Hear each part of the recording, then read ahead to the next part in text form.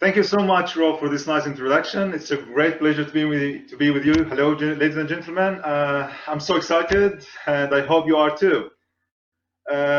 Actually, we all hope to find a way to make our classes more interesting, more engaging to our learners, and provide them with a unique special learning experience. I think with Jigsaw classroom technique, it might be a source of inspiration in order to reshape the way we conduct group work in our classes. So let's wait and see. My presentation is about Jigsaw classroom as an instructional strategy, and my aim is to familiarize you with this technique and how to use it effectively in order to provide our learners with a more effective, active, dynamic learning experience in our classes. In this presentation, I'm going to cover 4 main points. First of all, what a Jigsaw classroom is and what is its philosophy. Again, we're going to know how it works, which is the most important part, how to apply it practically in our classes. And then we're going to move to the advantages of this technique and why it's effective in our classes. Finally, we're going to conclude with some problems and solutions that are related to this technique. Firstly, Jigsaw is a cooperative technique that was invented and developed by Elearning, and its philosophy is about creating a learning experience in which each learner is going to take responsibility for a chunk of the content. And our students are going to depend on each other to fit in these chunks to complete the whole picture or the content of the lesson itself. There is a philosophy about it. It aims at changing the nature of the classes from competitive learners to more communicative and more collaborative learners inside the classroom.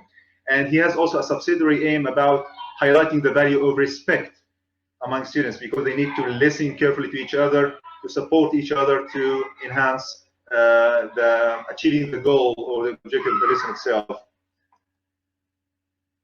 How it works, and this is the most important part. Before you start, you have to decide how many chunks or how many parts are going to divide your content of the lesson and you're going to deliver to your students. For example, if you are presenting a reading text, you're going to divide it, for example, into 4 paragraphs, and then you're going to divide your students into groups of 4s. If you are going to deliver a vocabulary lesson and you are supposed to present 6 new words, so you're going to create groups of 6 students, because each student is going to be responsible for a paragraph, for example, or a word. In this stage of the lesson, we're going to group our students and we assign a chunk to each one. For example, those red squares, as you can see here, are going to be, for example, responsible for paragraph 1 or word number 1. And the same will be with the green ones and blue ones and the yellow ones as well. At this time, there's no kind of interaction among the members of the group itself, but they have enough time to look through their chunk, the paragraph, for example, or the word or a piece of the grammatical construction, and prepare it, brainstorming some ideas, summarizing the main points, whatever. And then they are moving to the following stage. In the following stage, I'm going to regroup my students. I'm going to ask all students who are responsible for paragraph number 1, for example, to sit together, or the ones who are responsible for presenting the new vocabulary number 2 to sit together. And at this point, they are going to share ideas. They are going to ask questions, and by the end, they are supposed to present or to prepare something like a short presentation, which each one of them is going to deliver later to their colleagues in the home group or the original group, the Jigsaw group. In this stage, we can say that it's time for information gap filling, so they can fill information gap that each one of them has. They also can, if there's a kind of misconception, they can clear it up, and they are supporting each other in order to prepare a good presentation, summarizing everything about the paragraph or how to present a new vocabulary, for example, the meaning, the pronunciation, or putting in some examples to support this. After that, I'm going to ask them to return back in stage 3 to their original groups, the home groups or the Jigsaw groups. In this stage, students are going to take turns to present their chunks. For example, student 1 is going to present the main ideas of paragraph number 1, what was it about, or explain the meaning of the new vocabulary that he was preparing with his students, with his colleagues in the expert group. And it's time now for other members of the group to ask questions and to take notes, because later on, after this stage, there will be an assessment conducted by the teacher himself, and it is going to be for checking understanding. And this will be the motive for them in order to focus more and listen carefully and to ask for clarification to be sure that they understand every point or every chunk. Later on, after this stage, the teacher is going to conduct a short quiz covering the whole content of the 4 chunks or the 6 chunks, whatever. And we can conduct this in 2 ways. We can ask students to answer a short quiz, multiple choice, for example, and give them individual scores for each one. Or we can just add all the scores of the whole group together and give the average of each group and calculate it, and then find which group was the best or the top. And this will be, again, of a sort of encouragement in order to be more focused and to listen carefully and to pay more attention. Why it's effective? I mean, it's very important because it depends on maximizing the learner engagement from the very beginning. As you can see, or you have noticed that from the very beginning, from the first stage, all students has roles. Each one has responsibility. Each one has a part to finish and to focus on. And when he moves to stage 2, for example, it's time to listen with, or to share his ideas with another group about the same point. So he's listening more, he's getting more information, he's correcting his mistakes, he's getting ready, he's preparing his presentation, so he's engaged in listening and preparing. And when he returns back to his original group, the home group or the Jigsaw group, he's going to present and explain, teaches his colleagues this content.